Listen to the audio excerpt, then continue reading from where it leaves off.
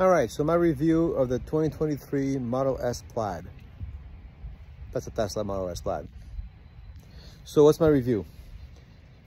Go get one. There's no downside. There it is. Okay, so what's the downside? The downside is you have no turn signal stalks. Well, that's going to be the norm for every Tesla. So who cares? I don't like it. You do get used to it, but I'm never going to like it. I'm never going to prefer it. Other downside, it's big, but I can use the size for what I do. So that's okay. What's the other downside? By big, I mean, like, you know, when you go to a parking spot, putting it in my garage and all that, it takes a lot of careful, that's a lot of birds. It takes a lot of careful negotiation with, you know, with the space around you. Those birds like swooshed when they went by. There's so many of them. So you had to be careful because it's quite wide. Sometimes I pull into a spot and I notice that the right side of the car is over the lines. I'm like, wow, that's a wide car. But you know, the wideness is because of the dual motors in the back, and you need the wideness for that and for the large tires. So I get it. And then, you know, what's the other downside? It's expensive, but it's not as expensive as it used to be. It is a phenomenal car. I honestly, if you watched my previous video on it, when I just got it, I was super nervous about it still. Wasn't sure if it was 100% worth it. It is 100% worth it. You get so much more car over the Model 3. It has so many more features like suspension adjustment. The materials on the inside is way quieter.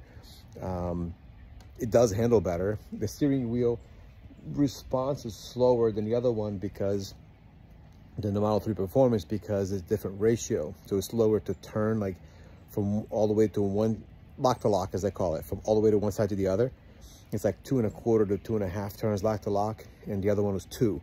So it was a faster steering response, but it also took away from some of the precision when you're trying to negotiate a turn at a higher speed where at the limit of adhesion. And you know, so, but it does handle better. It's like, I don't know how to do that, but it actually handles better. And the performance difference, you know, 0 to 60 by feel isn't that different. The thing is, it's not 0 to 60. It's 0 to 100, 0 to 140. It throws you so hard. You need to pay attention to the speedometer because 60 is a blur going by. It's not a goal. And I had a friend of mine who went to drive it, and he drove it, and he said, I'm gonna try 0 to 60. And he goes, oh my gosh, that's 95. Yeah, that's what it does.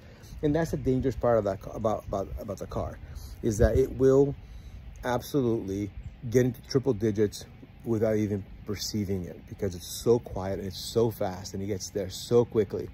The difference between this and the Model 3 Performance in performance, and actual all-out performance, is that this car never quits. The faster you go, the faster and the harder it pulls. It's terrifying because it's a roller coaster. It really is. like, it feels like it's never going to stop pulling. And I have yet to feel that, but I haven't gone that fast with it. We'll see how it does at the track tonight. But yeah, I'm drag racing it tonight. I can't go all out because I don't have my NHRA license yet, so I can't break 10 seconds. But I'm going to get to know it a little bit and see how it goes. Maybe on my last run I'll go all out and see what happens. But I tried drag race mode on the street, just, you know, to see, just, you know, 0 to 60, just to see what it would do. It actually felt gentler than not having engine. You're supposed to push the pedal, the brake pedal, and then floor the accelerator pedal. And it goes into cheetah stance where it drops the front end so that, you know, it gives you best acceleration. Maybe I needed to do that for drag race mode to actually be faster. But without doing that, it felt gentler.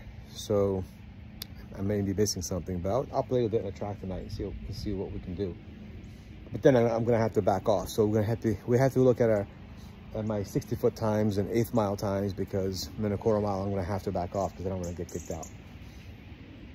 But anyway, the car's awesome. It's more comfortable. Sound system is equally good, maybe marginally better. I'm not even gonna say it's better. It's a little different than the Model 3, but it's not. Now the Model 3 long range and performance have a better stereo because they have a subwoofer and maybe more power than the base model. So that's what I'm referring to. I'm not sure it's better. It's a little different, and they're both phenomenal.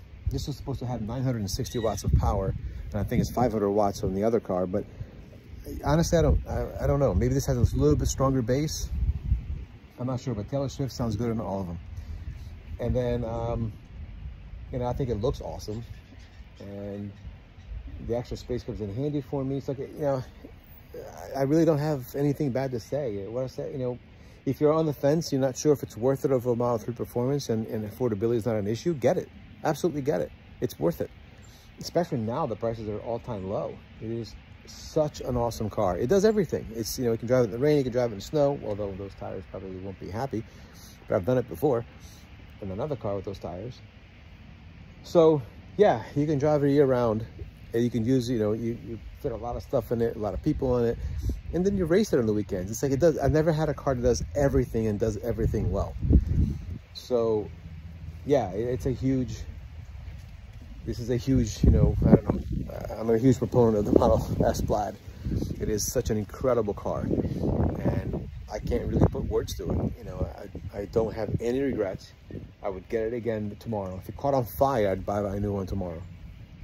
You know, it's just an awesome, awesome, awesome car.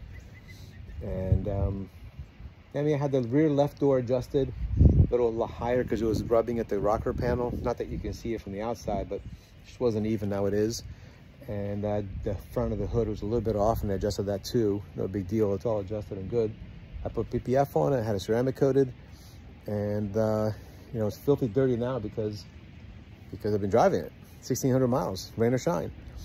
And tonight I'm going race and probably wash it. You know, I don't know, maybe Sunday or Monday or Tuesday, I don't know. I will wash it. But if you have any questions, let me know.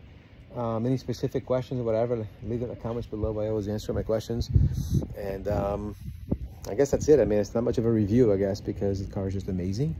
I'm not sure what else to say about it. And I'll post the videos from the track. I'm taking 2 GoPros on this phone. So I'll post the videos from the track, you know, in the next couple days.